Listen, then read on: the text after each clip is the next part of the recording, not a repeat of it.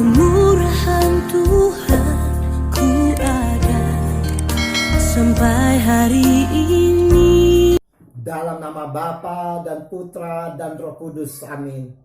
Shalom Aleihim. Berjumpa lagi dengan saya pada perenungan hari ini, tanggal 4 Juli 2020. Berpuasa untuk bertobat. Perenungan hari ini diambil dari Injil Matius 9 ayat 14 sampai dengan 17. Salah satu untuk kembali kepada Allah adalah dengan pertobatan. Dan cara menjalani pertobatan adalah dengan berpuasa. Saudara-saudaraku yang terkasih di dalam kasih Kristus, pertobatan artinya kita berpaling dari dosa-dosa kita.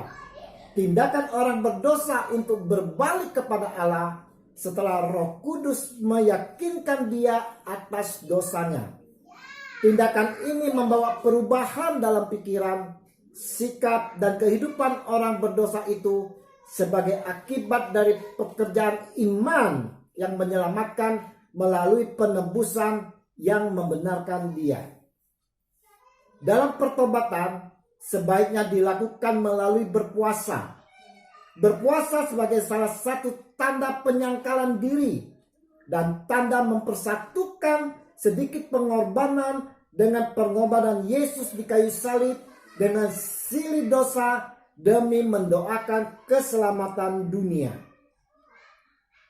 Orang Yahudi berpuasa di hari Senin dan Kamis.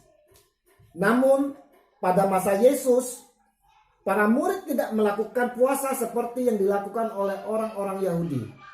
Dan inilah menjadi alasan kritik bagi para murid Yohanes. Dalam Injil hari ini dikatakan oleh para Yohanes sebagai kritikannya, mengapa kami dan orang-orang Farisi berpuasa tetapi murid-muridmu tidak? Ayat 14. Jawab Yesus kepada mereka, dapatkah sahabat-sahabat mempelai laki-laki berduka cita selama mempelai itu bersama mereka? Tetapi waktunya akan datang, mempelai itu diambil dari mereka, dan pada waktu itulah mereka akan berpuasa. Ayat 15. Yesus memberi jawaban bahwa muridnya sedang bersuka cita bersama sang pengantin, yaitu Yesus sendiri. Dan pada waktunya nanti, saat setelah Yesus wafat dan bangkit, para murid berpuasa. Bagaimana dengan kita menyikapi tentang berpuasa ini? Sering kita menjalani puasa hanya merupakan seremonial saja, hanya kewajiban beragama, sehingga terlihat dari luar kita ini suci. Dalam berpuasa bukan penampilan luar yang diutamakan, tetapi pertobatan batin. Bukan hanya hari, jam, dan jumlah makanan yang dipentingkan dalam berpuasa. Yang diutamakan dalam berpuasa itu adalah mutunya. Pertobatan batin yang diutamakan. Dan buah dari pertobatan itu sendiri yang diutamakan dan dilihat oleh Tuhan Yesus. Berpuasa mengungkapkan duka cita karena dosa-dosa kita. Berpuasa juga mendisiplinkan diri terhadap dosa, yaitu untuk melawan dosa di dalam kehidupan kita, melawan keinginan kedagingan kita. Saudara-saudaraku yang terkasih di dalam kasih Kristus, berpuasa sangat berguna di dalam kehidupan kita yang selalu mengikuti kedagingan kita ini, yang selalu berbuat dosa, tetapi tidak berlaku pada waktu Yesus masih di dunia ini, yang masih bersekutu dengan para murid-muridnya. Yesus berkata, tetapi waktunya akan datang, mempelai itu diambil dari mereka, dan pada waktu itulah mereka akan berpuasa. Dengan kata lain, Yesus berkata, waktunya akan datang apabila aku tidak lagi bersama mereka secara jasmani Dan pada waktu itulah mereka akan berpuasa. Nah, saudara-saudaraku sekalian, bagaimana respon kita saat menjalani puasa? Apakah kita berpuasa hanya merupakan suatu kewajiban seremonial saja, atau untuk menuntut sesuatu dari Allah? Kita mungkin akan bertanya setelah membaca bacaan Injil hari ini, mengapa suatu saat Yesus berbicara tentang mempelai dan saat berikutnya berbicara tentang kain dan anggur? Apa hubungannya satu dengan yang lain ini? Yesus menggunakan bahasa kiasan, tetapi apa pertaliannya di antara keduanya? Ada dua hal yang harus kita pahami di dalam acara perkawinan, yaitu baju baru dan anggur baru. Kita tahu bahwa mempelai laki-laki dan perempuan tidak mengharapkan untuk datang ke perkawinan dengan pakaian lama yang ditambal di sana sini. Dan pada setiap perkawinan pasti ada anggur yang mengungkapkan rasa sukacita. Kita pasti masih ingat pada upacara perkawinan yang pertama kali dihadiri oleh Yesus di Kana. Mereka kekurangan anggur dan Yesus menyediakan anggur baru untuk mereka, di mana mengubah air menjadi anggur. Lalu kain yang lama menunjukkan apa?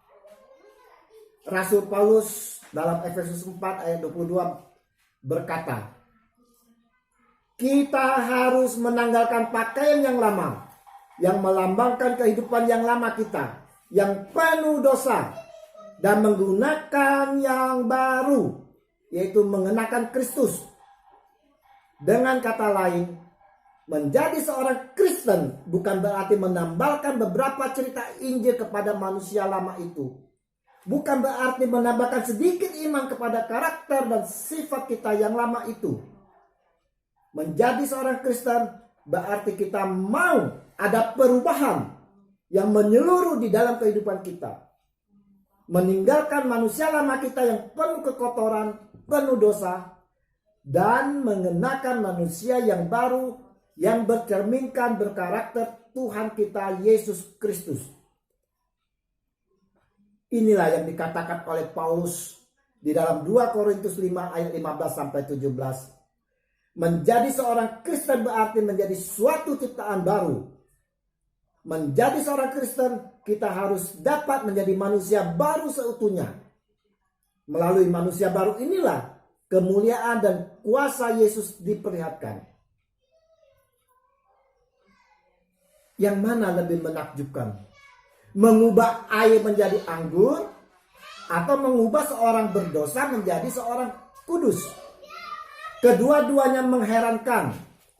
Tetapi mengubah seseorang yang berdosa menjadi seorang kudus jauh lebih berarti. Perubahan air menjadi anggur dimaksudkan untuk mengacu kepada perkara yang jauh lebih penting dan lebih berarti, yaitu perubahan seluruh karakter di dalam kehidupan manusia itu. Jadi saudara-saudaraku yang terkasih, intinya di dalam Injil hari ini, kita semua, saya dan saudara, diajak untuk merenungkan untuk apa kita berpuasa. Kita mau diajak untuk merefleksi diri kita berpuasa untuk pertobatan dan berusaha untuk menjadi ciptaan baru. Semoga apa yang kita lakukan dalam berpuasa berkenan di hadapan Tuhan. Kita dibersihkan dari dosa dan kita mau dengan sungguh-sungguh berubah menjadi manusia baru, ciptaan baru, dengan meninggalkan segala perbuatan dosa-dosa kita.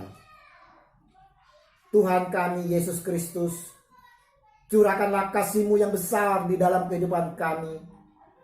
Tuntunlah senantiasa kami dengan kuasa Roh Kudus-Mu, agar kami dapat selalu memperbaharui hidup kami menjadi ciptaan baru, dengan menjauhi manusia lama kita. Dan tuntunlah kami ya Roh Kudus, agar kami dapat hidup serupa dengan Yesus Tuhan kami, kini dan sepanjang segala masa. Amin. Dalam nama Bapa dan Putra dan Roh Kudus. Amin. Selamat berakhir pekan.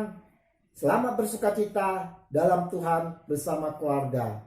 Haleluya. Shalom.